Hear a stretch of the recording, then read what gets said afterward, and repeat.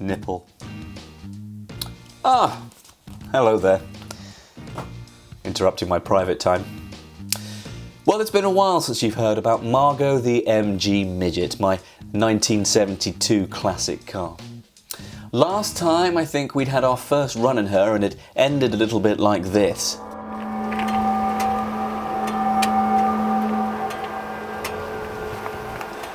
Alas, we made it back in one piece. But there was work to be done. Why had she overheated? How much fluid had she lost? What else needed to be fixed? So, I decided, with the help of my trusty mechanic, also known as my father-in-law, Dave. And Dave and I, well, we had a look under the bonnet, see what was what. Say hi, Dave. Hi, Dave. So this is a quick rundown really of all the things that Margo has been through since September of last year. One of the problems that we noticed right away was the heater valve that sits just behind the block was bubbling right where the gasket should be. So first item of the day is we had to remove the old one, replace it and install a new gasket to ensure that it was correctly sealed. What are we doing, Dave? We're going to attack the heater valve. We're going to replace that puppy. That's the one. Whilst Dave did that, I looked into getting out the water temperature gauge to remove the bezel, take the glass out and remove that offending bit of plastic. And on here, we're going to have a crack at changing the glass, getting rid of that bit of plastic from inside the oil gauge so that the coolant temperature can show us an accurate reading of what the temperature in the engine's doing. So stage one, Dave is already well ahead of me, and that's the nasty one off, and there's the problematic part. It's alright. It's actually not too bad, is it? No. But not helped with no gasket. No gasket. I'm in the process of trying to get the oil gauge off. I'm going up there. That's where I'm going. Oh God.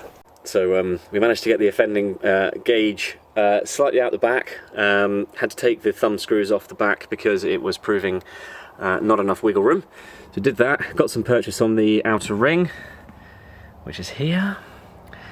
And out she popped, and the offending bit of plastic that was stopping the water temperature needle going round was this, which was, as you can see, bent out of shape, and the needle couldn't go any further. And now we'll get a more accurate reading of how hot the temperature of the engine is running.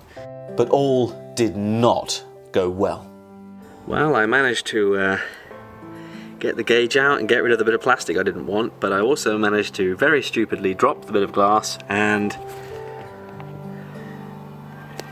now it's smashed. So I have to get a replacement bit of glass, take it all out again and replace the glass. But I've learned how to do it, and I've learned that glass is extremely fragile. So, having to leave the glass gate incident, whatever you want to call it, behind, Dave carried on working on the heater valve and looking into whether the thermostat was behaving itself. Let's watch and learn. So just taking a scraper to the old gasket. Turns out there was a gasket, just not much of it. It's actually looking like there's a half-decent bit of metal under there. Yeah, it's good. Which is good, and we've got a few little bits that will help seal it back up when we apply the new one. There we go. Here's the new part.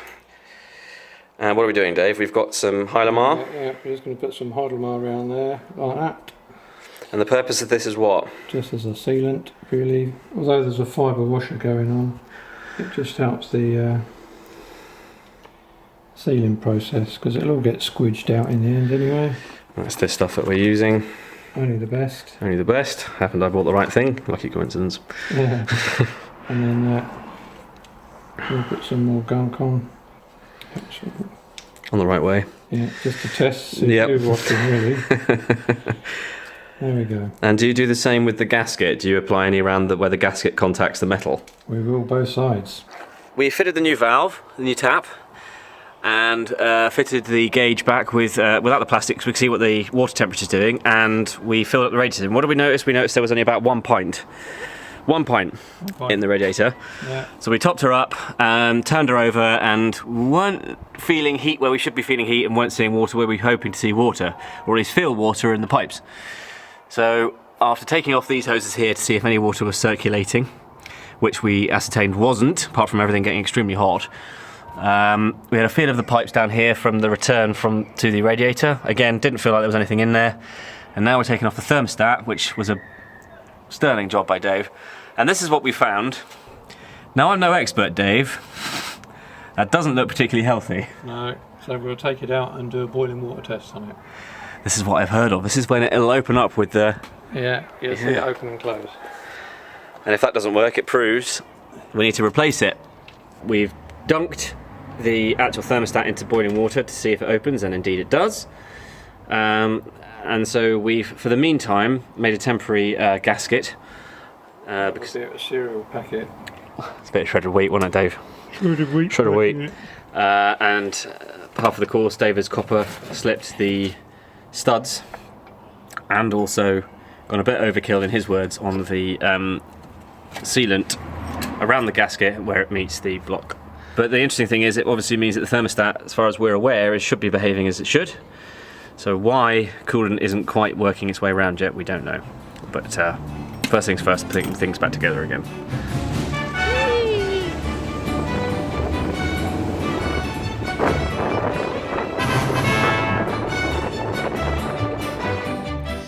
Once we were happy and that it was all done, it was time to do a compression test, just to make sure that all the cylinders were behaving themselves. So we're just preparing to do a compression test with Dave. Bit darker, that one? No, that's alright. That's alright. Looking at the colours, it's all learning for Andy, you see, or Marvin as I'm now affectionately called. Answers on a postcard. And we've labelled all the leads, because it's all important that they go back, obviously, That's in the correct order. That one's alright. Oh yeah. There we are, she's open for the world to see. Oh, it's one of them. Oh. So, that goes in where the spark plug would go in. Yeah, and then just to show you that typically that'll go in there like that. Push it in, bosh, turn the engine over, take it out. Well, we've just done the compression test on Margo down here, and numbers are pretty good actually. So we've got, let's have a look. You won't be able to read that. In the dry, i.e. with no oil in the cylinders, we had 190 equally across the board, all 4 cylinders, and in the wet, oil added to the cylinders, we had 200 pounds of pressure per cylinder, so pretty good stuff, I would say. She's in good nick. Once that was all done, I had the new bits that I had to install myself because of what happened with the glass. Such a freaking tool. Anyway, yes, so I went and did that. I'm about to start doing the replacement of the thermostat housing on that puppy. I don't know if you can see that. Which requires taking all this pipe work off. Shaky hand syndrome. And I've got the new gasket and part here. So, see how we get on.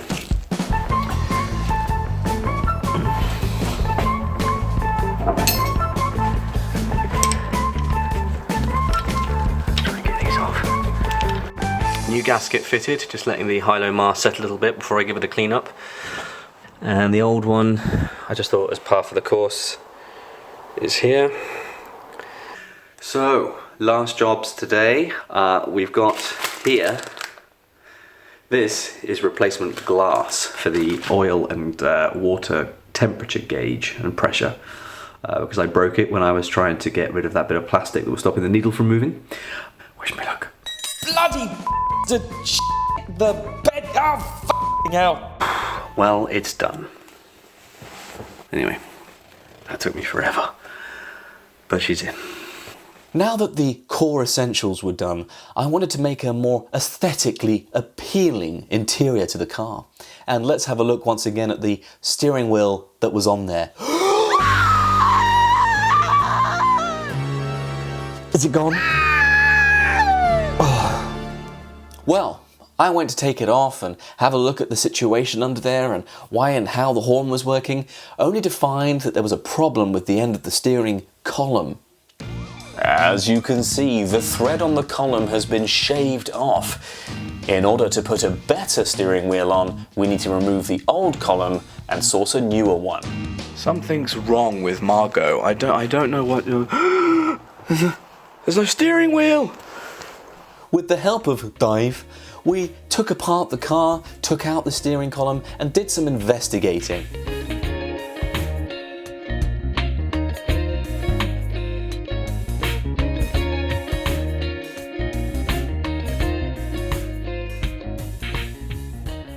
And thanks to the guys, Rich Weaver in particular, down at Little British Sports Cars, just outside of Birmingham, who managed to supply the right part and in a friendly manner. Anyway, once I had the right part, all I needed was the know-how, and that was back to Dave. What's been a very emotional day here in the Divine Garage. I'm with Margo. There she is. And the purpose of today's work was to remove, which we'd already done, the original steering column, because it looked like this. And you could just see all these threads completely sheared off, which meant the previous owner had put this abomination on it. So, had to take this off. That means going into the bonnet, underneath, detaching it from the steering rack, pulling it through, and I'm pleased to say, ta-da! The new one is on. Okay, so we've got the button working, because the button was mounted down here. It was mounted on a stupid little flimsy Kinder Egg toy. The whole point of it is that you should better push the Horde into driving, you know what I'm saying? What a mission that was. Big thanks to Dave, my father-in-law, who practically did all the work, and I just sort of was the manual monkey who did the shunting and the lifting and the grunting in a non-sexual way. So there you have it. Margo up to date to present day, and we're in February 2018.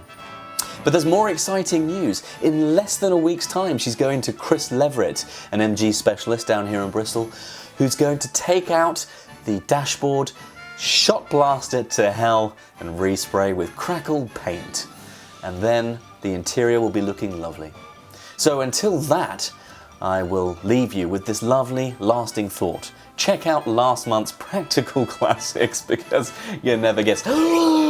She's in there, but that's all you're seeing for now. Anyway, all the best, take care, and now leave me to have some quiet time that you so rudely interrupted.